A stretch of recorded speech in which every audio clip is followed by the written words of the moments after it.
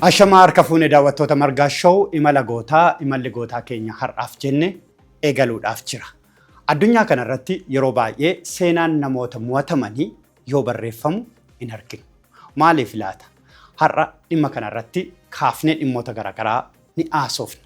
Dabalataanis immoo inni tokkoof gootaa isa biraatiif gantuu ta'ee yeroo ilaalamu argineerra. Kun addunyaa kanarrattis yoo mul'atu hubannee jirra.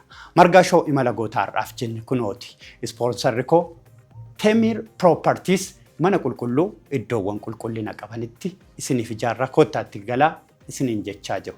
Ispoonsarri koo Platinum immoo baankii Gadaati. Baankii dhaloota haaraa madda dinagdee keessanii akkasumas utubaa jiruu keessanii. Nu faana bu'aa. Margaa show imalli imala gootaati.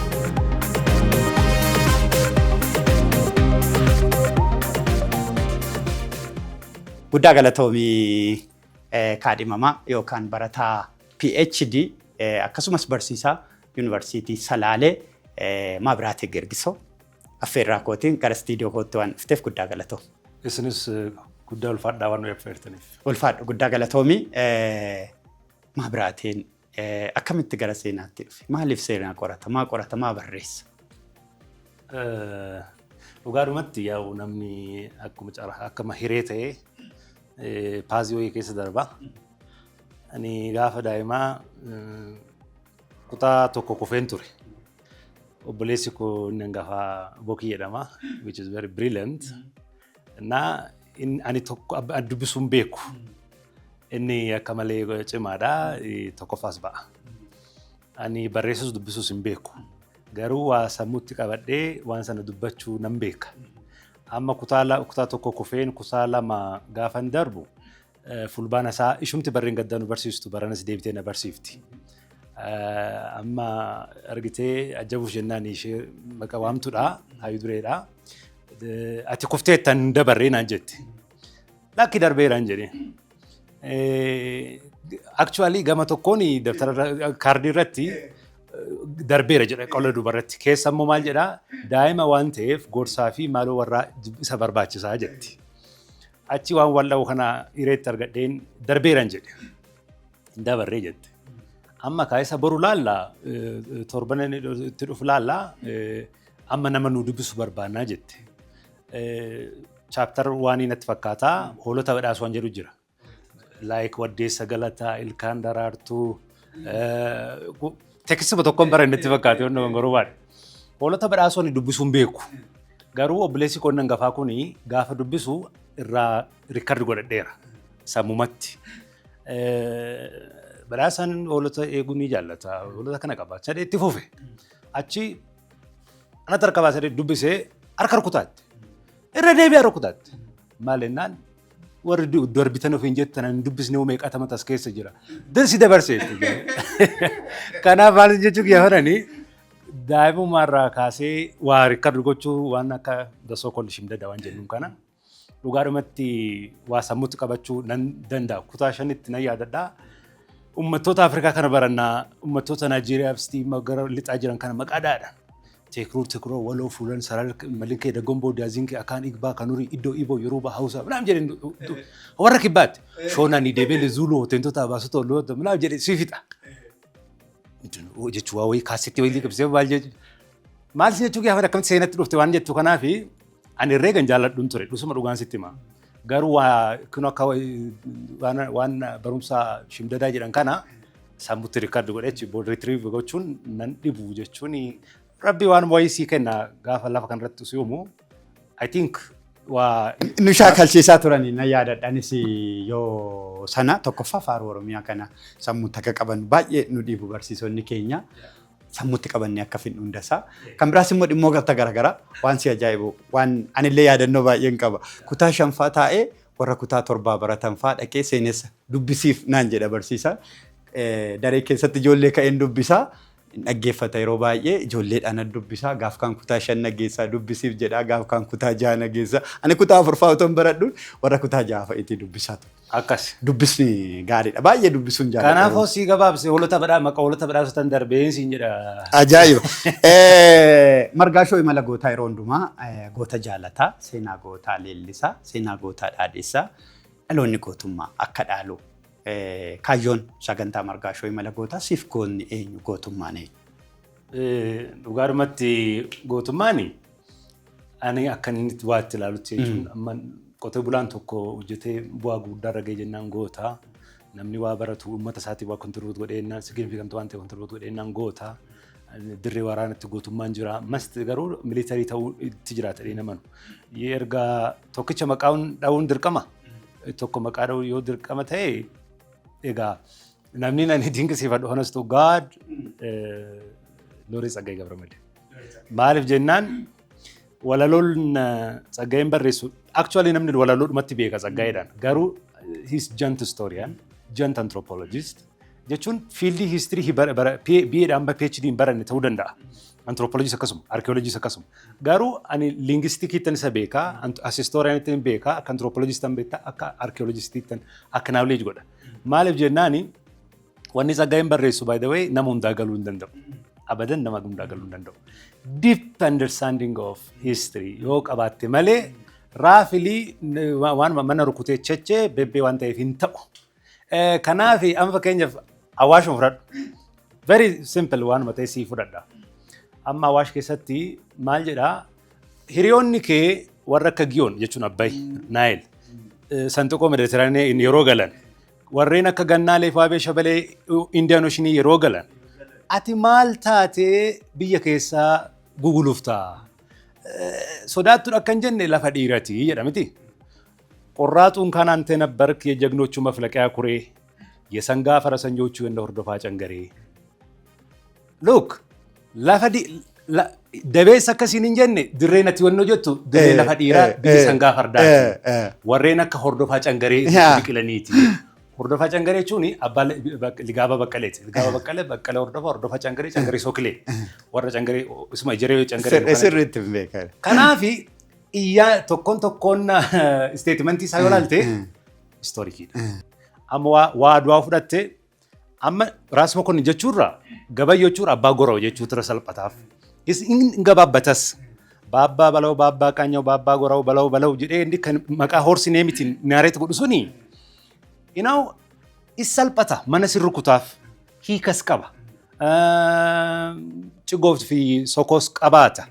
Sanadha namni amma caljareetuma maal jedhamu kun abbaa qaanya abbaa baloo abbaa baloo jedhee nama hin galu yoo real genuine historian taate garuu baay'ee appreciate godhu namatti seenee kanaaf dhugaadhumatti jaalacha kee yabulee hordofaa cangaree jaalala kee na gubee akka corqaa barbaree exactly waan baay'ee dire kaasaa tasammatis immoo dangar sallasee laali cangaree hordofaa cangaree እንደገራው ፈረስ ቱታ ደንገል መለስ ይላል ምናምን ጅሩ ካንስ hordofaa cangareetiif kaasaa tasammaa baay'ee gaariidha baay'ee seenaan waa kaasa waa baasa kanaaf goonni gootummaadhaan yoo kanatti yaadatamu baay'ee namatti tola waan guddaan garuu aartiin yookaan namni waa barreessu waan hin jirre jiraachisu waan hin mul'anne argisiisu amma Awaash laga jedhamu really olaalte Tsaggaayeetu laga Awaash kana laga godhee jedhee nu aman ofii kooti. Lagni kun amma lagaa ol kan taasise Tsaggaayeedha jechuun hin danda'ama sun guddummaa aartii fi guddummaa beekumsaati. Kan biraa mi'aati nama seenaati. Nama seenaa qoratu, nama seenaa baratee seenaaf seeneffamne maali?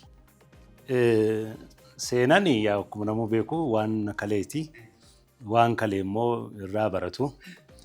Dogoggora kalee irraa barannaa, jabina kalee irraa barannaa. Jabinaa fi laafina bakka itti karaa irraa maqne irraa barannaa. Lafa dogongora keenyaa irraa barannee akka dogongora sun deemine irraa leesanii fudhannaa kan boqonnaa irraa fudhanna jechuudha. Barumsa irraa fudhannaa. Kanaaf seenaan actually akkuma seenaa duwwaattis osoo hin ta'in takka takka yeroo politiksii ta'u jira. Namichi tokko ni jira Claude Ekedaniini history is past politics, politics is present history jedhu.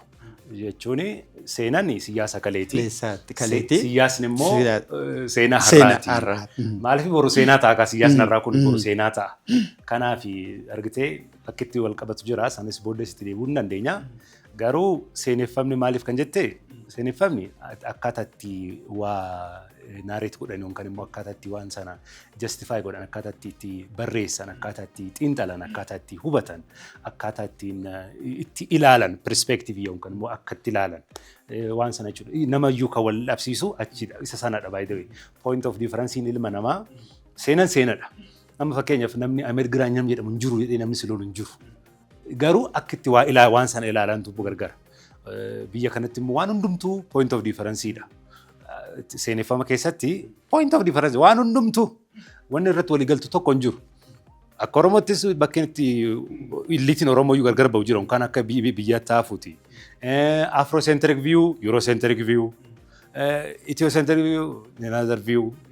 Biyya keessattis akka itti gargar baatu jiru. Within Oromoo camp akka itti gargar ba'u jiru. Sun maara dhalataa akka itti waa ilaalanii gama tokkoon soorseeta fayyadamtuutu gargar gaafa ta'u namuu waan argate fudhatee yaa'a. Ani kanan beekaa, kanan dubbisee, kanan argee, kanarratti hundaa'een barreessee, kanaaf kanumatti amanaa jedha. Tokko immoo soorsiisa kanatti anatti hin argine ani argeera. Ani immoo kan ilaalchi argitee gargar nama baasa. Ilmaan obbolaas gargar hin baasa. This is natural. Garuu seeneffamni yeroo fudhata malee halluu wayii qaba waa dibachuu waa itti dibuu gara barbaadanitti luucceffachuu harkifachuu. Art of writingiinis baay'ee murteessaadha. Akka itti waa barreessan, akka itti waa himan, akka itti waan sana immoo justify gochuudhaaf yaalamuu fi akka itti seeneffamu sanatu nama wal dhabsiisa yookaan immoo qabxii garagartee ta'a jechuudha. Point of difference ta'a. Baay'ee gaarii. Mee biyya kana keessatti seenaan namoota baay'ee akka malee ilaalame jettee yaaddate? Dhugaadhumatti look akka hawaasattis yeroo inni itti bakka itti walitti bu'u qaba. Akka baayogiraafiittis olaalte immoo bifa tokkoon qabaatu. Biyya kana keessa namni controversial hin taane hin jiru. Akkuma salasii kaasee amma keenya Ameerikiraan akkamitti ilaalama. Ameerikiraan takliftaa dimokiraatii Ameerikiraan waraaraadha miti maqaa kitaaba peejii 1000 barreessee namni kana fudhatu maaliif jennaan namichi kun nama Itoophiyaawidha. Ameerikiraan nama Somaalees haa ta'u Oromoo haa ta'u Adaree haa ta'u Affaaraa ta'u garuu ilmoodhuma biyya kanaati. Kanaaf nama biyya alaatti dhufee akka Turkii akka Ijiptii fudhatanii Ameerikiraan waraaraa jechuun sirrii miti. Gama kaaniin immoo lakki beetekiristaana keenya gubee maaloo keenya gubee gadaamii adbaaraati maaloo biraannaa keenya balleessee lafaraan dugugee identitii keenya history keenya library keenya gubeedhanii warri bu'an immoo jiru. Look akkatti point of difference ta'u akkatti waa ilaalan perspective dha jechuudha afaan isin jedhe.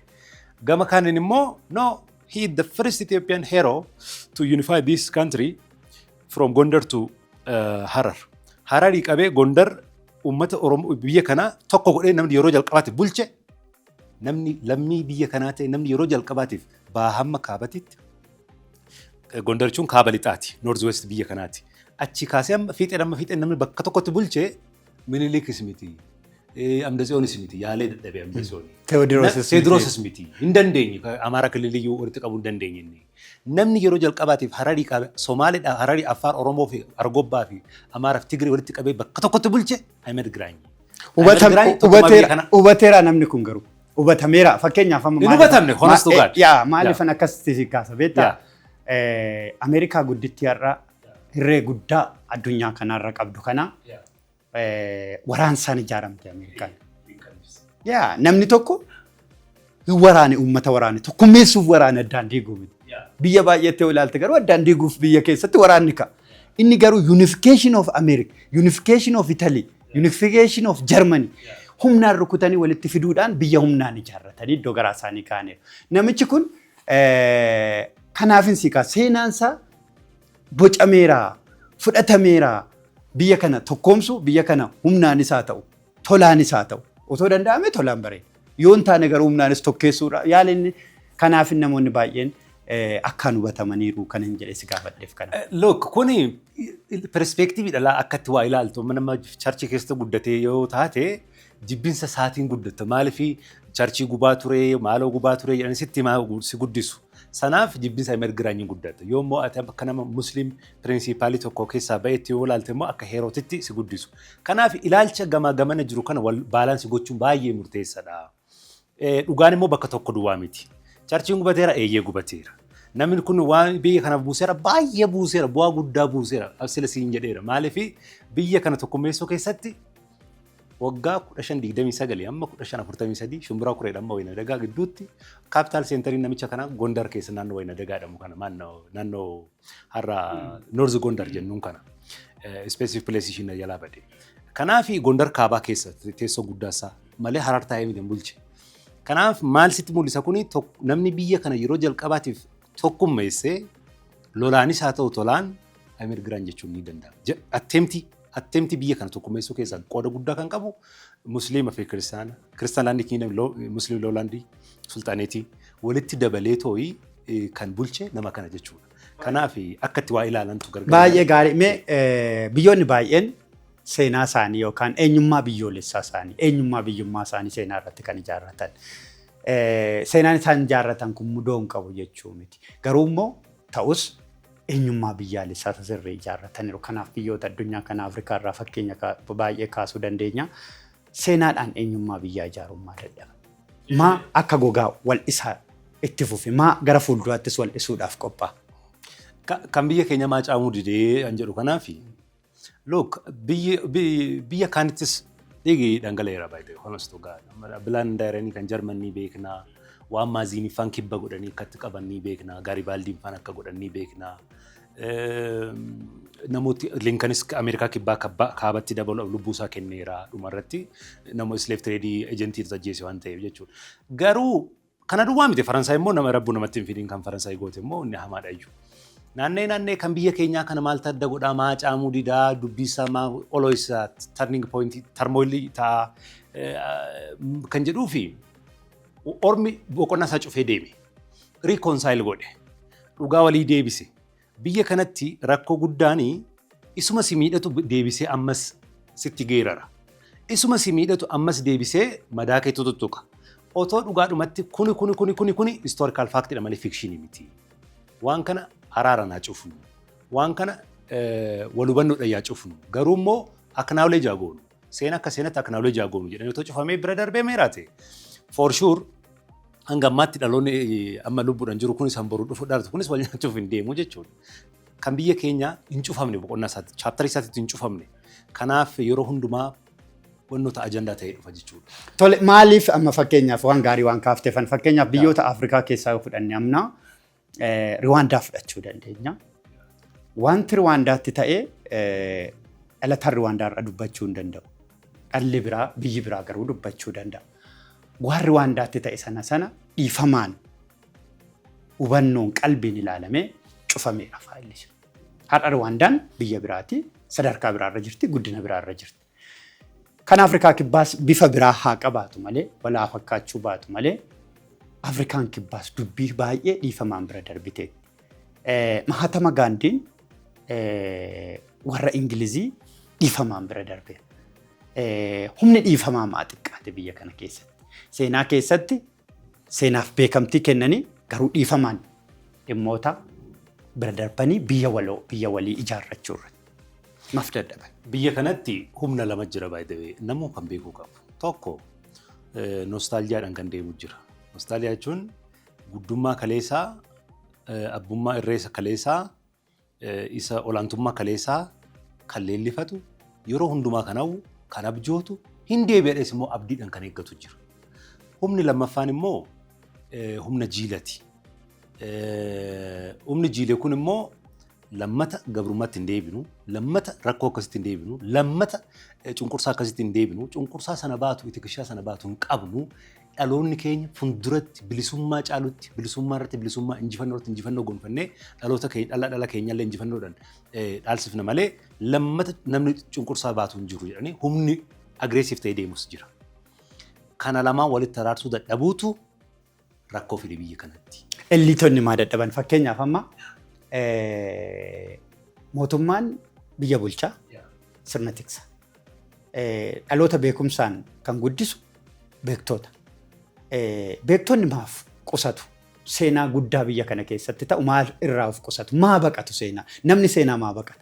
Silaa eenyummaa biyya tokkoo seenaa irratti ijaarama. Dhimmoonni biraas jiran nan beeka. Garuu seenaan isa guddaa. Maaliif irraa of qusatan? Waan si ajaa'ibu biyya kana keessatti namni seenaa barreessu hawaasa keessa bahee fooqa. Amma fakkeenyaaf yoo Gondaree taate yookaan Manzee yoo taate hawaasuma keessa baateef. mandiyoo taate yookaan immoo shakkisoo taate hawaasuma keessa baateef.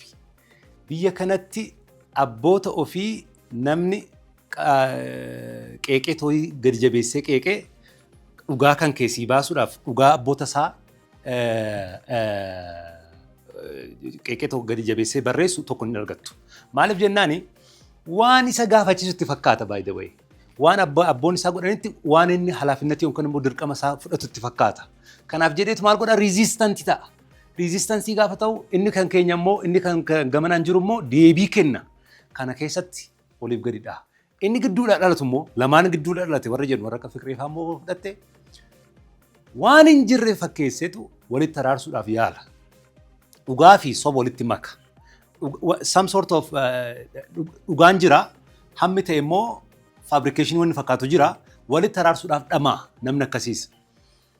Dhugaadhumatti kan biyya kana fayyisu dhugaadhaaf abbaa dhugaatiif dhugaa deebisanii waan seenaadha jedhanii fiikshinii akka fiikshiniitti faaktii akka faaktiitti yoo kiliir godhanii irratti waliin galamin abadan biyyi kun nagaan argatu. Garuu rakkoon biyya kana keessa jiru illiitiin kamiyyuu hawaasa keessaa baheef waan hooguuf yookaanis immoo antummaadha waan barreessuuf achirratti dhugaa baasuu baay'ee. Garuu ogummaan hin eeyyamaa. Fakkeenyaaf amma namni tokko ogummaadhaaf bitamuuf dirqama qaba. Fakkeenyaaf amma ogummaa fayyaa yoo ilaalte seerota otoo nan ilaalu lubbuun namaan harkatti hin bahu yoo humna kootii ol ta'e malee. Kun waadaa guddaadha.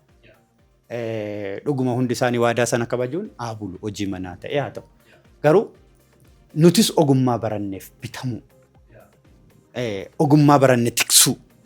You mean Hippocrates waasiin akkuma meedisinii keessa jiru warra seenaa bifamaniifis waan wayii akkanaa kun kakuu jiraachuu qabaadha jechuudha.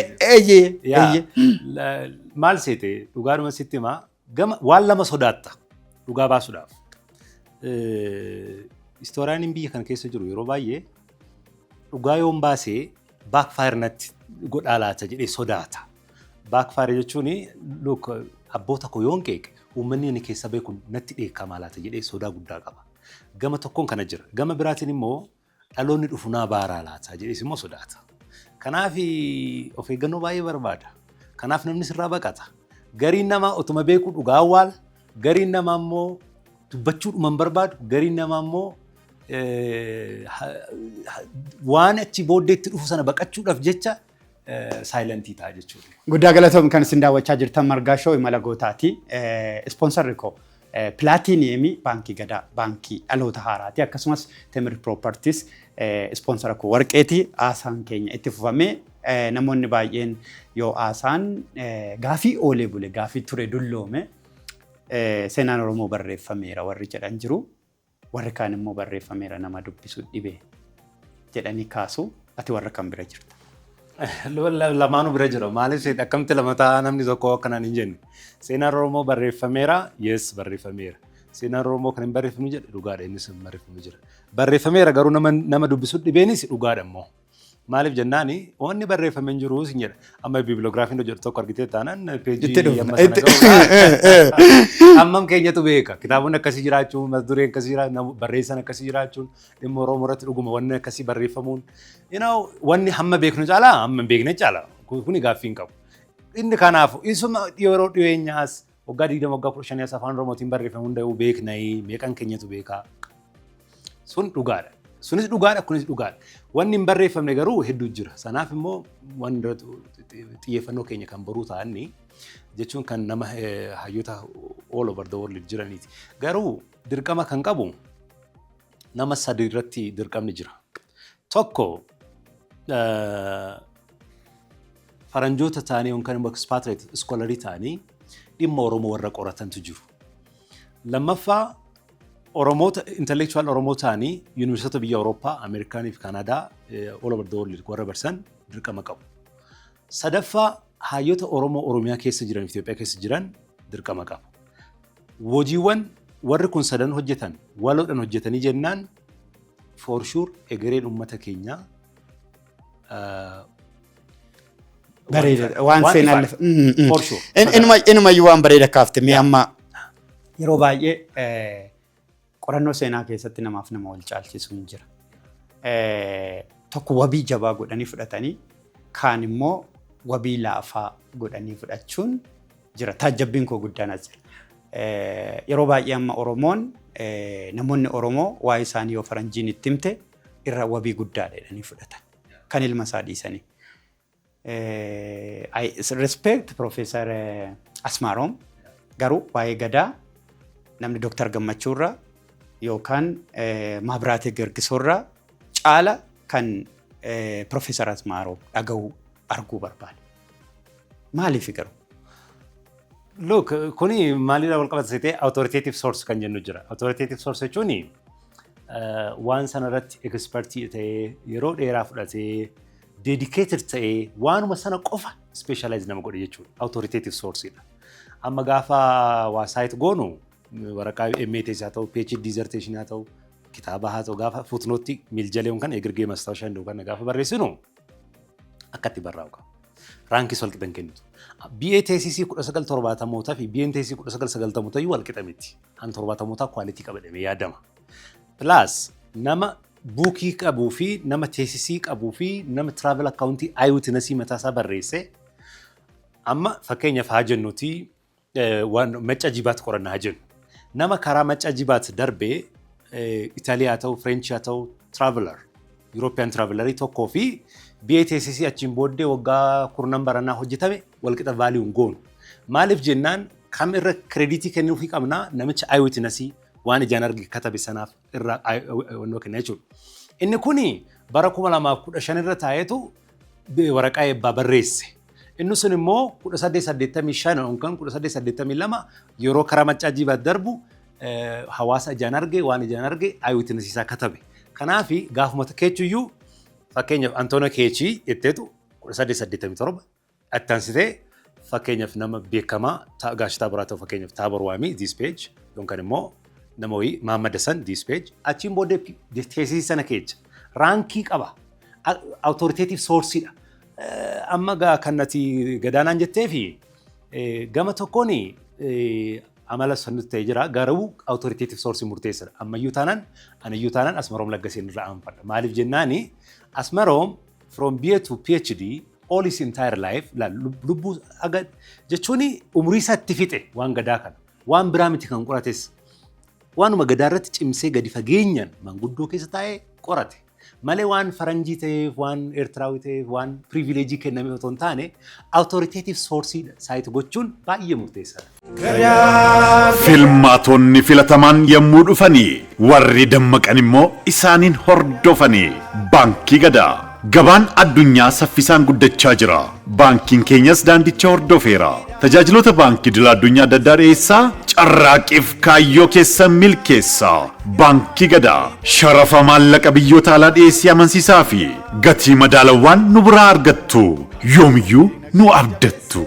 Tajaajila faayinaansii, daldala ala ergii fichisiisaa fi qindeessaa deemsa hojii barbaachisanii hundaa fi baankii gadaa yoo filattanii fedhii keessan guutattanii. Baankonni addunyaa irratti bebbeekamoon baankii keenya waliin hojjechaa jiru.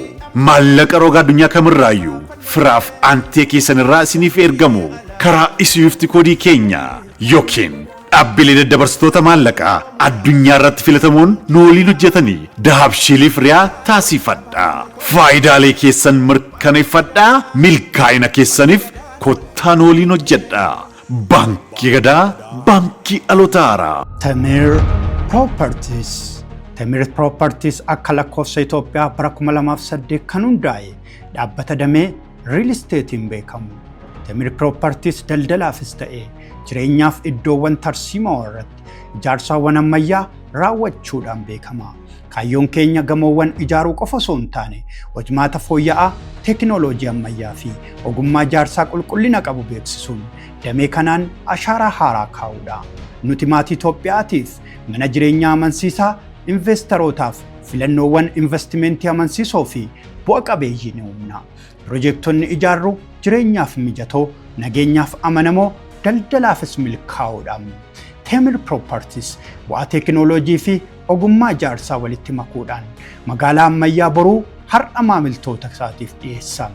Hanga ammaatti piroojektota 10 xumurree manneen appaartaamaa ammayyaa kan kennine yoo ta'u, amma immoo Saarbeetiif Bulgaariyaatti, Garmantii fi Hayaatitti akkasumas Piyaassaatti isinii filannee piroojeektota ijaaraa fi gurguraa jirra.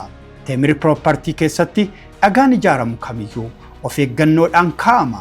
Dizaayiniin hundi kan bocamu maamiltootaaf akka mijatutti yaadameeti. Imalli abbaa qabeenyummaa manaa keessanii milkaa'aa fi qajeelaa akka ta'u beekumsaa fi humna qabnu qindeessinee hojjechuu keenyatti fufna. Teemir Properties mana isiniif mijatu waliin haa filannu. Teemir Properties. Guddaa galatoomee kan biraa namni seenaa wal caala fakkeenyaa fi guddinaaf xiqqeenya miidhagaaf fokkisa qabaa seenaan bifa qabaa. Seenaan fokkisaas qabaa seenaan bareedas qaba kan jennee lafa keenyu akkatti waa ilaalluudha. Garuuyyuu addunyaa kanarratti hawaasni kamiyyuu uummanni kamiyyuu glorious history waan jedhaniin jiru by the way. Glorious history ni society tokkoo fi jaarran tokko glorious ta'a jaarran tokko immoo dark age ta'a. Society tokkoof immoo inni dark age ta'e tokkoof immoo enlightenment era ta'a. Yebraan zamanuun kan immoo bara ifaa isaaniif ta'a. Jechuun baratti waa qarooman, baratti waa kontribuut godhan, baratti biyya ijaaran, baratti babal'ifatan, baratti aangoo qabaatan, baratti badhaadhan ta'a. Uummata tokkoof immoo baratti cunqurfaman, baratti caban, baratti gadaanfaman, baratti hawaasummaan qaroomin isaanii cabe, baratti subjugate ta'an ta'a. Kanaaf argitee daayikootomiin kun ni jiraata. Garuuyyuu seenaan fokkisaa hin qabu dhugaadhumatti.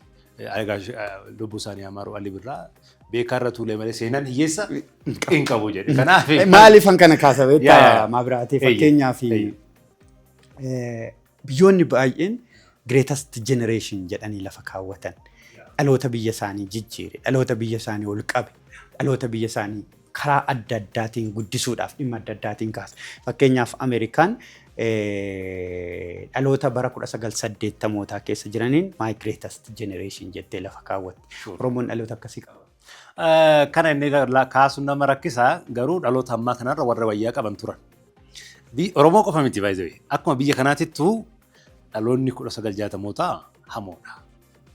Hamoodha jechuun amma dhugaatuma isaa hositti mee akka nama barataatti barsiisatti hositti mee dhaloota 1960 fi dhaloota bara kanaa wal madaalchisuun qaaniidha. Maaliif jennaani inni amma maal qabda jettee maastarsiin qaba sin jedha.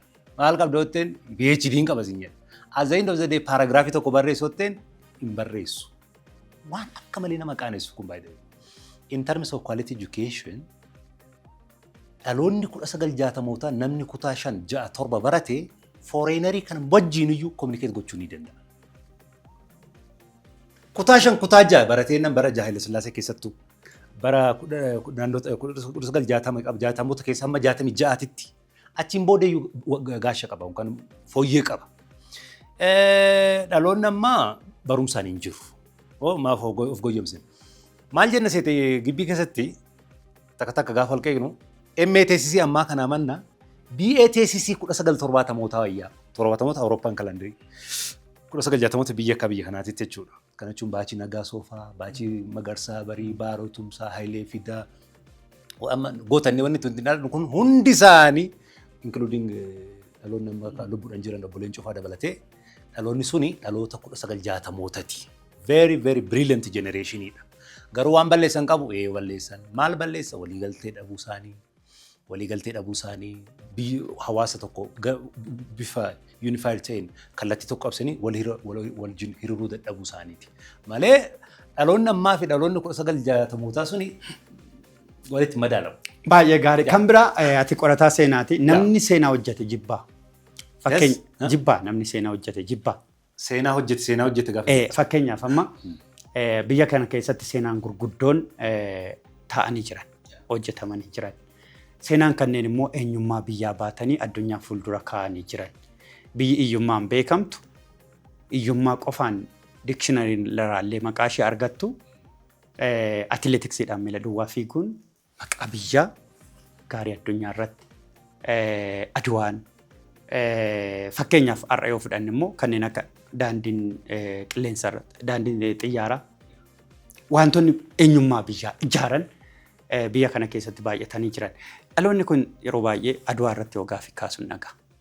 Ati warra kam keessa jirta? Siif Adwaan gaafiidha moo warra gaafiitti kaasan moo warra maal seetu kunis akka waatti ilaalan fakkeenyaaf siifan gabaabsaa Adwaa keessatti jeneraaloota amma kana duulee maal jenna miti? That's fact. Jechuun ministeerri barasanii gabayyoodha. Warri waraana sana hooggan warra akka Baalchaa, Abte Goorgis, Dajjaa Caacaa Doobbii, Garasuu Birraatu, warra akka Abte Goorgis, warra akka hedduudha kana sana jedhee siif fixuu hin danda'u mokonnin guddisaa dabalatee. Even Nugus Taklamaruutiin inni Goojjamma taansaa, Raas Mikaa'el Ali Abbaa Buulaa warri inni kaaba jiru, Waaqshum Gwaangul dabalatee Oromoota ruutii isaanii Oromoota hundi isaanii warra gurguddaa waamne malee by the way Raas Walee dabalatee hundi isaanii Oromoota. Yaa jaran akkam seetanii warri kuni seencharii ilaaluu barbaachisa by the way. Har'a teenyee 90th century leensi ammatti ilaallu kanaan 90th century ilaaluun hin ta'u. Yeroo sana kan ture namni hunduu provinsii bulchuu qaba. Provinsii bulchuu kana keessa taa'eetu waraana isaa fuudhee dhufa. Fakkeenyaaf Gabayyoo yeroo sana Guraagee bulcha dhaloota Angololaa ta'uyyuu malee achi waraana isaa fudhatee dhufa. Baalchaan dhaloota nama Walisooyyuu haa ta'u malee Sidaamoo bulcha Sidaamoodha waraana isaa. Raas Mokon nama Shawaa ta'u malee Harar bulcha Hararii waraana isaa fudhata. Raas Damisoo Nasuu Arjuwaa bulchu nama Manzeedha garuu Arjuwaa bulchuuyyuu malee waraana isaa fudhatee dhufa. Maal sin jechuu kiyyaa kananii Oromootu duulee moo'ee gaafa jennu kana dhugaadhumatti Oromooni biyya kana foreign aggression irraa qolachuu irratti lion share qaba. Biyya kana ijaaruu irrattis lion share qaba. Warra manamma sin jedhe kana warri biyya ijaaranis by the way. Biyya ijaaruu keessattis biyya diina irraa eeguu keessattis. Garuu ganama isaa maal argati Oromooni yoo jenne achi lafti controversiin dhalatu. Biloonii gabbaar siistamii reefu jalqabdee biloonii gabrummaa nutti jabeessee jedhanii warri ilaalan jiru. Kunis akka perspektiivii tokko. Lakki dhiiga isaa cobsee lafa isaa caccabsee kan biyya kana kabachiisayyuu saba Oromooti, jagnoota Oromooti, uummata Oromooti. Otoo Oromoon hin jiraanne biyyi kun miila tokkoon dhaabachuu hin dandeessu. Miila lama dhaabattee deemuu hin dandeessu. Kanaaf Oromoo malee biyyi ijaarames hin jiru, Oromoo malee biyya taates hin jirtu jedhanii kan ilaalan jiru. Ani riyaaliitiidha lamaanuu akkatti waa ilaalani. Garuu maaltu jira seeti rakkoon biyya kana keessa jiru? Tokkichuma gottotee fuudhetu galtee siyaasa barbaaduuf oolfata. Biyya kana ijaaruu namni barbaadu biyya kana ijaare abboota keenya. Goobanaati biyya ijaare, ittaanii Baalchaa fa'aa, ittaanii Abte Goorgis fa'aa biyya kana ijaare, hamma Booranaatti kan bal'ise Abte Goorgis, hamma Gaambeellaa fi Asoosaatti kan deeme Mokonnin, haga Ogaadenitti kan deeme Mokonnin, haga deemee Booranaa fi wannoo kan korporeetii amma Keenyaatti meeggaa beekamti Moyyaalee fa'aatti Abte Goorgis soo biyya kana kan ijaare daariidha amma daariitti Oromoodha jedhanii namni deemu suni naareeshinii amma sin yookaan fudhatee deema. Naareeshinii lammataa immoo no jarri kuni Garuu Mabiraatee asirratti gaafiin qabu. Gaafiin ani qabu maali? Har'a teenyee sammuu isaanii guyyaa sanaa dubbisuun rakkisaadha baay'ee. Baay'ee rakkisaadha. Fakkeenyaaf har'a ati daa'ima waggaa 4 taatee bifa qabdaa, waan qabdu qabdaa, waan fakkaata sammuun kee, yaadni kee, dhaabbiin kee, maal kee kan har'aatiin tokko miti jechuudha. Amma jarreen kun faayidaaf duulan immoo biyyaaf duulan immoo onneedhaaf duulan. Kan jedhuun gaafii qaba. Maafan akkanas hin jedha beektaa? Ani onneef duulanii jedheen kaasa. Onneef duulan kan hin jedhu otoo faayidaaf ta'ee silaa Baalchaan lammatatti hin deebi'u. Otoo faayidaaf ta'e. Dhabeera, faayidaas dhabeera, aangoo isaallee dhabeera, gadi qabameera, gaafa lammata dhufan garuu anatti geessaa jedhee deebi'e. Kanaaf jarreen kun faayidaaf deeman jechuu dandeenya. Lakki ani akkas ilaalcha jedhuun qaban dhugaadhuma sitti hima. Ani akkam seeti barri suni maal fakkaataadha? Barri suni bara waraanaatti by the way. Barri 1875 qabeemma 19 duwwaa suni keessattuu 1875 qabeemma 1896 gidduu jiru waggaa 10 wayii waggaa 20 gadi bara waraanaatti. Dirree waraanaa 98 happiin godheera biyya kana keessatti. Jiramiti Dogaalii, Asam, Magdala, Manaamen, Asam, Ambaalaagee, Seegijoo, Maqalee, Adwaa, Antichoo, Azuulee, Calanqoo, Andiraachaa baay'ee hedduudha baatilifiildiin bara kana hedduu ta'e. Namni warlike society ta'eera meentaalitiin ilma namaa yeroo sanatti. Duulee hodhanii namni gammachuudhaan duula by the way. Maaliif akka duulu iyyuu hin beeku. Horsuu isuma dhugaan sitti himane yeroo sana. Bulaatovichi jira namicha tokko jira. Alexander Bulaatovichi jedhanii nama biyya Raashiyaati. Goobana yoo mobilize godhu waraana isaadha. Namni gammachuudhaan akka waan sargii deemutti mobilize ta'aadha. Jechuudha akka nama cidha deemu wayii amma Walaayittaa kaampeenii 1894 Vaandeerii wajjin duule. Innis kanuma jedha. Bulaatooviich kafaa wajjin duule. Innis kanuma jedha. Cidhatti sirbaa deemta malee du'atti sirbaa hin deemu. Exactly. Maa'ee raasa kalee akkana awwajuwaan. Abalu ta'uu wajji, nugusa ta'uu wajji, abalu ta'uu wajji. Kanaaf namni gammachuudhaan duula. Barri isaa bara warlike jechuudha. Society mataan isaa yeroo sanatti warlike society ta'eera. Gammachuudhumaan duula malee koottaa irboo sinii safara koottaa achi yoo deebitan lafa sinii kenna qanyaamaachis si godha koottaa nu wajjin duulaadhee namni mobilize godhan jiru. Dhugaadhumatti namni bara sanii seencharii suni seencharii waraanaati. Kanaaf baay'ee gaarii kan biraa mee gara qorannoo Oromootti dhufna. Achi keessatti gahee guddaa akka taphatte nan beeka. Miila jalaa qabee nan hirmaadha. Qorannoo isin gaggeessitan kitaabolee isin barreessitan nan dubbisa. Baay'ee gammadaadhaan galatan qaba. Akka dhuunfaa kootiitti jechuudha. Mee achirraa haasofna har'a. Nan yaadadha qorannoo dhiyeessa jalqabaa kan qorannoo Oromoo irratti waa'ee shiftaa dhiyeessite. Shiftaan maal eenyu? Dhugaadhumatti dubbiin kun dubbiyyuu nutti kaasee ture. Anyway har'a carra hiree kanaan clarify godheen darba. Maal seete akkitti laalamma namni kallattiidhuma tokkicha sagalee isaan fudhatee deema yeroo baay'ee. Baanditariin afaan Ingiliziitti xiqqoo jechi shiftaadhu kun pejorative termidha jechuun waan nama xiqqeessan ilaalu wayiiti. Pejorative termis ta'uu danda'a. Amma fakkeenyaaf Amaariffaan akalee la shaffata. Dajjamaach Balaa Sallaqa Nugusuu la shaffatu. Jeneraal Taaddasee Birruu shaffatu. Kabbadee Buzuuna shaffatu. Shaffatu jechuun resist godhee falmuudhaaf qophii ta'e bosona galee join godhee akka waan jechuuti malee hoolaa barbaacha bosona seenii akka waan jechuu miti. Shiftaa gosa afuritti ilaallee qooduu dandeenya. Tokko revengist banditary kan jennu jira. Revengist banditary jechuun ati obboleessa koo ajjeeftaa ani si ajjeeseen bosona gala. Maaliif baqalanyaa shiftaadhaan kan revengistiidha jechuudha. Haaloo bahaadha. Haaloo bahaadha. Lammaffaa humnan qaba hin qotu humnan qabu kanatti dhimma ba'e hoolaan barbaade sangaa barbaade qalee nyaadha malee hamma lubbuudhaan jirutti irfii qabadhee hin qotu nam jedhu jira. Kuni waan badee shiftaadha. Sadaffaani namaan wal dhabaa wanjala wayii hojjetaa hidhamuurra mana murtiitti dhiyaatee hidhamuurra bosona naannoo dhikeetti galeen bosona galee tooyi shaffataa siin jedha. Immiliqa. Kun immoo wanjalanyaa shiftaa yookaan criminalist outlaw. Criminalist yookaan outlaw jechuu dandeenya. Outlaw jechuu dandeenya. Inni arfaffaani yeezbilii shiftaa jechuu dandeenya. Yookaan immoo afaan keenyatti shiftaa dantaa uummata isaatiif, quuqqaa uummata isaatiif, re'ee barbaacha miti kan ba'e mana, hoolaa namaa qalachuuf miti kan manaa ba'e, roorroo saba isaatiitu mana sateechisuu dadhabeennaan lamas haa ta'u, tokkos haa ta'u, qofaas haa ta'u, shanis haa ta'u wal gurmeessee bosona gala jaalasaa wajjin. Akka agariititti, akka Safaa Sharoo Lammiititti, akka Muluu Sanuutitti, akka Kabbadee Buzuunashiitti uummataaf jedheetu bosona naannoo isaa join godha. Kana maal jennaani yeezbilii shiftaa kan hashaffateef dantaa saba isaatiif. Shaffatee gaafa jennu hoolaa barbaacha miti kan ba'u, re'ee barbaacha miti kan ba'u. Mootummaa maal jechuu danda'a? Waan badeen shiftaan jechuu danda'a. Garuu hawaasni maal jedhaan? Goota kooti jedhan. In my life an dhiifama naa godhe. In terms of military yoo fudhatte isa kan dura barumsaa nan Tsaggaayee siin jedhe miti. Ani waanan garas ta'eef kan akkas ta'eef otoo hin taane I appreciate agarii. Dhugaan siin jedhe. Namni nani sadarka military yookaan immoo nama gootummaadha yoo jette agarii baay'ee na ajaa'ibsiifadha. Maali jennaan gammuma isaa. Maal jennaan daa'ima waggaa 7 fannisan by the way. Gaafa daa'ima waggaa 27ti. Umurii ijoollummaadhaan waan baay'ee godheera. Umurii ijoollummaadhaan nama meeqa raakeera. Umurii ijoollummaadhaan waan saba isaa itti gammadu sabni isaa akka bakakkaatti akka sodaatamu godheera. Kanaaf I really appreciate. Kanaaf akkasitti akka naawwatu. Akkasittiin ilaal guddaa galatoom. Kan biraa mee qorannoo kana keessatti waan jajjabaa akka hojjechaa jirtan hin beeka.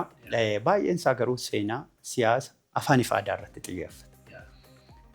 Yeroo hundumaa waa'ee aadaa, yeroo hundumaa waa'ee seenaa, yeroo hundumaa waa'ee afaanii, waan siyaasaa hojjechuu irratti yoo xiyyeeffanne siyaasaaf dinagdee, teknooloojiif dinagdee, siyaasaaf seenaa, seenaaf teknooloojii kan jedhu sun har'ummaa yookiin egeree dhaloota boruu irratti dhiibbaan inni qabu maali?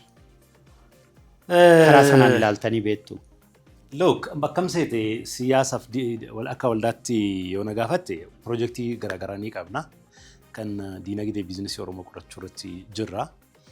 Hunda caalaa garuu sabni economically empowered hin taane politikaan harka isaanii turuu hin danda'u. Kanaaf gooyyamsuun barbaachisu. To sustain your political power, you must maintain economic power. Jaallattee miti kun kana kan gootu. Hawaasni diinagdeedhaan hin aangoomne diinagdeen harka isaa hin jiraanne boru hawaasa wayitiitti isa bita. Namni qabu gabra nama godhata.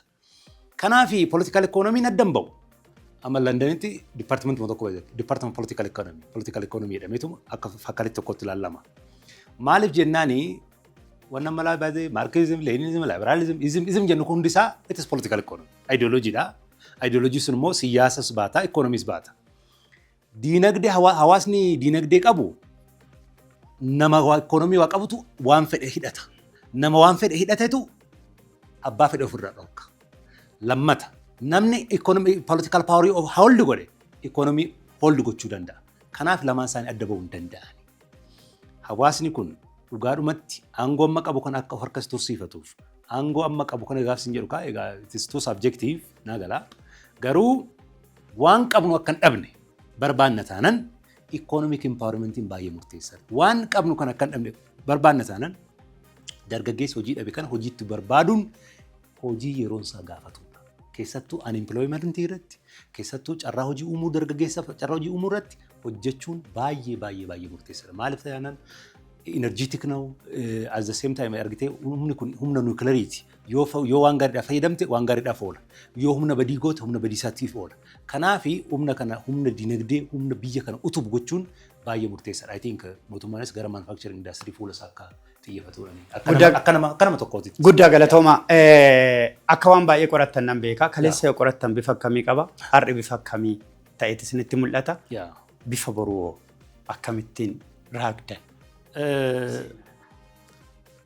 Waan qorannoo Oromootii wal qabatee jiru kuni waan harree galee miti durirraa kaasee keessattuu warri biyya Awurooppaa kuni hedduu qorataniiru.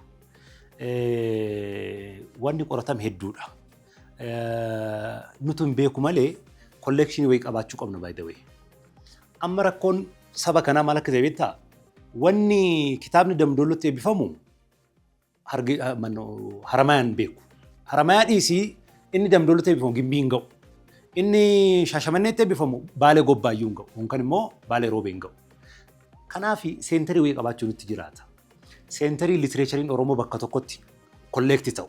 Seenterii litireechariin Oromoo afaan irratti, aadaa irratti, siyaasa irratti, dinagdee irratti, aadaa irratti, waan hunda irratti bakka itti kurfeeffamu, bakka itti laabireerii wayii jiraachuutti jedhamu. At least koppii lama qabaachuu nutti jiraata kitaaba tokkorraa.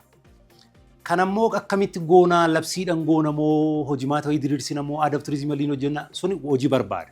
Garuu waan waggaa 100 fi meeqa kan hojjetaman kana keessa afaan Fireenchiitiin, afaan Jarmaniitiin, afaan Raashiyaatiin, afaan Ingiliishiitiin warra hojjetaman kolleekti gochuun baay'ee murteessaadha.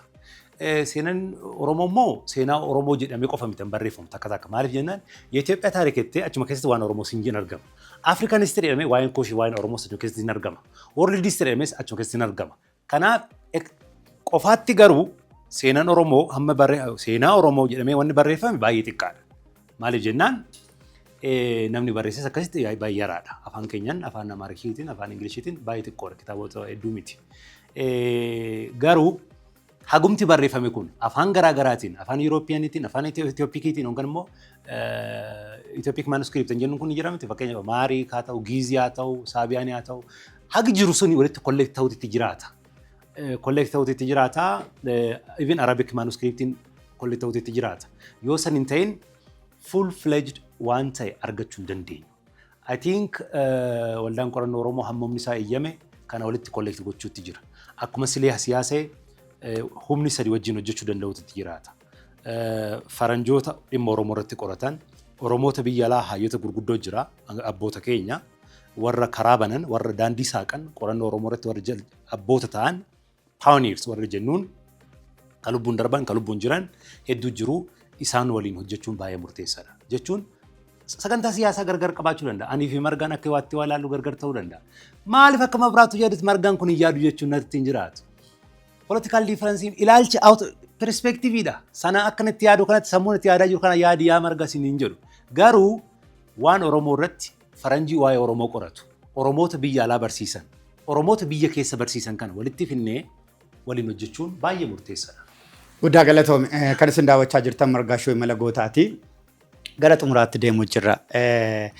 Bibiloograafii barreessitee jirta. Tooftaa guddaa kan qorannoon ittiin gaggeeffamu. Suni maalirraa ka'eeti? Bibiloograafiin kuusaa ragaaleeti. Yookaan immoo maaltu hojjetame maaltu hin hojjetamne waan jedhu kanaadha. Fakkeenyaaf seenaa Oromoo irratti maaltu barreeffame? Maaltu hin barreeffame? Exactly. Aadaa irratti, environmental study irratti, culture irratti, language irratti, sociology society keenya irratti, hawaasummaa keessatti maaltu katabame? Amma fakkeenya namni tokko gaafa waan an barreesse jedhu lafaa ka'ee zeeroo irraa ka'u hin ka'u. Ana dura waan kana irratti maaltu qorate? Waa'ee dubartoota Oromoo barreessan waa'ee dubartoota Oromoo eenyutu barreesse kana dura? Waa'ee ecology Oromoo barreessan ecology Oromoo eenyutu barreesse na dura? Ana dura eenyu fa'aa barreessan? Isaan laaluun qaba. Related literature reviews jennuun kan afaan Ingiliziiti. Warra na dura abboota na dura waan kana jalqaban, waan kana bu'uureessa, waan kana foundation wayii lafa kaa'an isaan irraa ka'eeni isaan erga dubbisee booddee kan isaanii dubbiseen kan mataa kootii yookaan waan itti dabalu dabala. Kanaafi sanaaf hiree namaa kenna. Bibiloograafii jechuun liistii kitaabotaati. Liistii kitaabotaa otoo hin ta'in kitaabni tokko qabiyyee maal qabaa? Akkamii maal metodoloojii maalitii? Aayidiyaan isaa maali? Seentiraal argumentii isaa maali? Waan sana gabaabina waan kaa'ee lafa dabarre jechuudha. Sana dura ture si dura namni barreesse jira bibiloograafii namni jalqabee jira. Namichi kun nama biyya kitaaba baay'ee xiqqoodha isheen. Hanna peejii 60 waan akkasii. Nama Jarmanii wayiiti? Laak Oostiriyaawidha nama Beenaa. Tudor jedhaniini Turner Tudor waan akkasiiti. Kan biraa Paul Bakistar tokkos nama illiitii guddaadha by the way. Namni Oromoo kan expatriate tun warri biyya alaa kun waan Oromoo irratti warri qoratanii nama hedduun jira. Fakkeenyaaf galatan by the way isaan yaadachuun murteessaadha. Ani waan akka anniversary wayii yookaan waan akka memory wayii in memory of jennee waa wayii sagantaa wayii illee qopheessuun nutti jira. Amma gaafa waa sagantaa national conference international conference illee qopheessinu yaadannoo isaaniif illee gochuun nutti jiraata. Warri lubbuudhaan darban hedduu jiru. Warri akka John Hultiin fa'aa, Paul Bakistar fa'aa, Claudie Sumner fa'aa. Namichi Claudie Sumner kuni abashoota naannoo Bishooftuu kana maal jedhee goyoomsaan jedha goobanaa natti hima yeroo tokko sarka Daani'eel yookaan goobanaa Daani'eel natti hima. Galaawdiyoos dheetu of beeksisa. Maqaa jechuun akka abashaatti aktii godhee. Antooloojii Oromoo kana kitaaba 3 barreesse. Oromoo filosofii. Namni maqaa isaa beeku hin jiru. Unless nama Yuunivarsiitii keessa argatee dubbisee yoo ta'e malee. Claudie Sumner, Paul Bakistar, warri lubbuudhaan jiran Boonii Kiyoolkoom fa'aa. Kun isheemtu Jaappaan kun. Jechuun takka warra mazamataatti na dhufee si himaa jira. Garuu namoonni akkasii kun hedduu baay'ee warri foundationii kaanii darban hedduu jiru. Namoota seenaa Oromoo lafa kaa'u gargaara. Baay'ee gaarii. Kinuut sanfaa hedduudha. Ati qorataadha qorannoo kee keessatti wanti si raajee jira wanti si naasisee jira. Waan nama ajaa'ibu dhugaadhuma sitti himaa afaan seenaan Oromoo aadaan Oromoo hin qoratamne jenna miti. Raashiyaan jedhan barreeffameera afaan Raashiyaati. Afaan Fireenchitiin lakkoofsa iyyuu hin qabu. Garuu maaltu nurraa eegama afaan Jarmaniitti akkasuma lakkoofsa hin qabu. Maaltu nurraa eegama waan jedhu kanaaf dhaloota ammaa kanarraa wanni eegamu waan lama. Tokko translationii eegama. Wanni waggaa 100 dura barreeffame kun afaan Raashiyaatiin afaan Jarmaniitiin afaan Fireenchiitiin barreeffame kun afaan Itaaliitiin barreeffame kun it has to be translated to afaan Oromoo for this young generation. Dhaloonni ammaa kun afaan Oromootti geeddaramee afaan Ingiliziitti geeddaramee fi hin dhiyaatuuf taanaan Jarmanii on beeku maal isaa godha? Raashiyaa on beeku maal isaa godha? Fireenchi on beeku maal isaa godha? Itaaliin beeku maal isaa godha? Kanaafi afaan hubachuu danda'uun translate ta'ee I think at least kitaabota baay'ee murteessoo namni yeroo waan jechuu jalqabameera. Ayyaalee Qannoo ni beektu dha yaada Dr. Ayyaalee Qannoo Marshal D. Salviak Oromoo Greatest African Nation akka kanatti translate ta'uutti jiraata. Kitaabni sun baay'ee sakriitii hedduu qaba. Namni dubbisee yoo jiraate sakriitii hedduu qaba. Isa namatti anooleen sobaa maaloolee waan akkanaati waan fiikshiniidha waan jedhee yeroo lolu kana peejii 349 naannoo peejii 347 namni dhaqee dubbisee ni argata. Marshal D. Salviak. Tole gaafiin koo xumuraa dubartiin kaamettiin tokko dhangaa gaarii yoo qopheessite yoo namni nyaanneef hin gadditi. dhangaa keessan kana dhamaatii keessan kana namni nyaatee deebii qabdu akka qorannoo Oromootti. Look, wayyoo qabna amma jechuun wayyoo qabna gaafa isin jedhu namnis abdii nurraa qaba. Expectation namas guddaadha.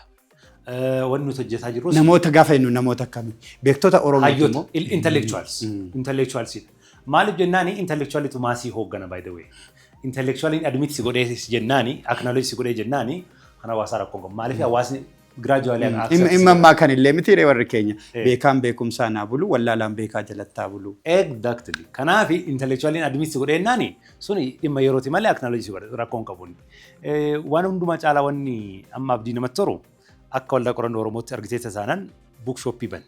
Maaliif bookshoppii banuun dargaggeessa Oromoo godina irra jiru kun aanaalee garaagaraa irra jiru kuni kitaaba literaaturii afaan Oromootiin Ingiliishiin kan barreeffame kan eessatti argee dubbisa. Bakkeen kuusaan kitaabaa hanjiru magaalaa Finfinneedha. Inni immoo kan afaan warra biraati. Eessaa argatee haa dubbisu. Kanaaf maal yaade ooran mana kitaabaa godinaalee tokko tokkotti yoo xinnaate Ambootti, Naqamteetti, Gimbiitti, Dambidollootti, Mandiitti yoo xiqqaate Baddalleetti, Mattuutti, Jimmatti godinaalee all over Oromiyaa amma Haramaa ga'utti hin bannaa jedhu. That is great. Waan guddaadha. Tokko jennee kunoo deenga deebisnee Ooraa Bookshop 4 kiiloo Addis Yuunivarsiitii Finfinnee kaampaasii 4 kiiloo fuulduratti bannee jirra. Paartituu jechaa itti fufu. Sirna akkasitti guddatan sababiin isaa kitaabonni nuti dubbisaa turre kitaabonni dubbisaa guddanne. Kan kana goonu profitiidhaaf miti. Hawaasni keenya young generation dargaggoon keenya lafa kitaabatti argatee dubbisu argachuutti jiraata. At least magaalaa Amboo keessatti kitaaba tokkicha mana kitaaba guddaa kan sadarkaa isaa eeggatu tokkicha Naqamte keessa tokkicha akka kanatti yoo argame at least namni kitaaban dubbisuun dhabeen jedhu. Kitaaban maal dubbisuun loo nan barbaada garuu moossan argadhaas. Anatu dubbisuu dadhabe haa jedhu malee. Anatu dubbisuu dadhabe jira haa jedhu malee dhaloonni kun rakkachuu hin qabu wal. Dhaloota kanaaf maal dhaamta? Dubbisaan jedha. Wanni barsiisaadha nama siyaasaa miti. Honest dhugaadhaan siyaasa dantaallee irraa hin qabu jaalala isaallee hin qabu. Wanni natti jechuun dhageettillee beekamtillee kanneen barbaadus hin qabu. Yoon beekamullee ta'ee barsiisummaadhaa fi hojiidhuma beekumsaa produusii gochuu kanaan yoo ta'e sagantaa siyaasaa paartii siyaasaa keessa galu sana keessa dantaa irraa hin qabu hin barbaadullee. Kanaaf namni tokko of beekuu barbaadan haa dubbisuu jedhaan. Guddaa galatoomaa kan isin daawwachaa turtan Margaa Show imala gootaati. Imala gootaa keenya har'aatiin barataa PhD Mabiraatee Geergisoo wajjiniin dhimmoota garaagaraa irratti kaafnee haasofnee jirra. Garuu wanti garaa quuqe wanti ta'u bira darbamuu baatee xumura irratti sii kaasu. Yeroo baay'ee seenaan namoota mo'atamanii barreeffamu. Irraan darbee migaafii kan. Maal seeti? Maaliif garuu? Seenaan namoota mo'amanii maaliif hin barreeffamu kan jedhuu fi mo'amaadhaaf eenyu barreessa. Innoo du'eera, irraafatameera, kanuma lubbuudhaan jirutu geeraraa gala eenyu haa barreessuuf. Fakkeenyaaf Adwaan amma dhufee warra lubbuudhaan galantu irra kaa'amoo warra lubbuu kennantu irra kaa'a maqaan isaanii. Fakkeenyaaf yeroo baay'ee kan nuti kaasnu deddeebine mootittiidha. Ittaan immoo jeneraalota warri lubbuudhaan hafanoo warra akka Dajjaa Caacadoo. Nobody counts them. Warra akka ilma birraatuu goolee warra meettaa. Warra akka Baashaa Booyyee. Warra tokko si fixuu hin danda'u. Garuu even gabayyooyyuu yoo keessa kaasne malee namni maqaa kaasu hin jiru. Walaloodhuma gabayyoo biyyoota kabajaisuuf jedhamsan keessatti fakkaa malee. Maal sin jechuu kiyyaa fananii namni lubbuudhaan darbe namni mo'ame yoonka warra kunillee mo'amaniitu maqaa isaa awwaalame miti. Unkaanis mo'amtee miti mootetu akkasitti yeroo maqaan kee awwaalamee hafu jira. Mo'amaan immoo seenaan qabu. Maaliif jennaani eewaa barreessu. Yoo achitti du'e eewaa barreessu. Kan isin daawwachaa turtan Margaa Show imala gootaati. Imala gootaa keenya har'aaf jennee asumatti xumurree jirra. Torbaan imala gootaa biraatiin walitti deebina. Waan nu daawwattaniif guddaa galatooma. Baankiin Gadaa ispoonsara koo Pilaatiiniyeemiiti. Baankii dhaloota haaraa guddaan galateeffadha. Akkasumas ispoonsarri koo Warqee immoo Tamir Piroopartiidha. Mana qulqulluu iddoo qulqulluutti isinii jiraan ijaarra. kottaatti galaa jedhani fayyaa ta'a torban qophii biraatiin walitti deebina. Filmaatonni filatamaan yommuu dhufanii warri dammaqan immoo isaaniin hordofanii baankii gadaa. Gabaan addunyaa saffisaan guddachaa jira. Baankiin keenyas daandicha hordofeera. Tajaajiloota baankii idil addunyaa adda addaa dhiyeessaa carraaqiif kaayyoo keessan milkeessaa. Baankii gadaa sharafa maallaqa biyyoota alaa dhiyeessii amansiisaa fi gatii madaalawaan nu biraa argattu. Yoomiyyuu nu abdattu. Tajaajila faayinaansii, daldala ala ergii fichisiisaa fi qindeessa adeemsa hojii barbaachisanii hundaa fi baankii gadaa yoo filattanii fedhii keessan guutattanii. Baankonni addunyaa irratti bebbeekamoon baankii keenya waliin hojjechaa jiru. Maallaqa roga addunyaa kamirraayyuu firaaf aantee keessan irraa isiniif ergamu karaa iswiifti koodii keenya yookiin dhaabbilee daddabarsitoota maallaqaa addunyaa irratti filatamuun nu waliin hojjetanii dahabshiiliif riyaa taasifadha. Faayidaalee keessan mirkaneeffadhaa. Milkaa'ina keessaniif kottaa nu waliin hojjedha. Baankii gadaa, baankii dhaloota haaraa. Tamir Properties. Tamir Properties akka lakkoofsa Itoophiyaa bara 2008 kan hundaa'e dhaabbata damee real estate beekamu. Tamir Properties daldalaafis ta'ee jireenyaaf iddoowwan tarsiimaa irratti ijaarsaawwan ammayyaa raawwachuudhaan beekama.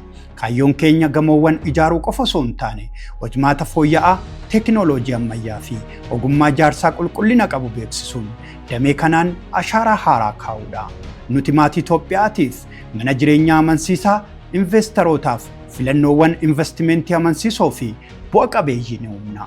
Piroojektonni ijaarru jireenyaaf mijatoo, nageenyaaf amanamoo, daldalaafis milkaa'uudhaan.